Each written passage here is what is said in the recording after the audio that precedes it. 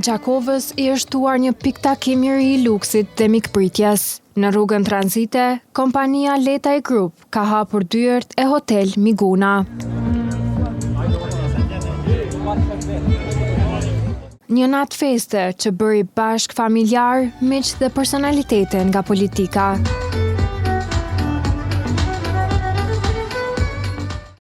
Fjala përshëndetse i takoi vetë drejtorit të kompanisë.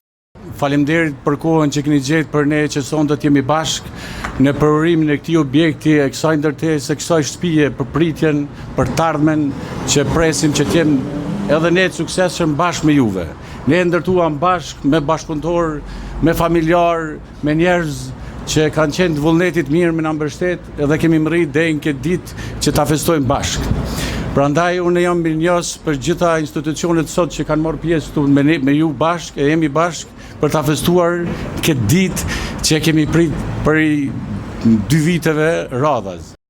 Për të pranishmit, ky investim i ri shihet si një vlerë e shtuar për qytetin.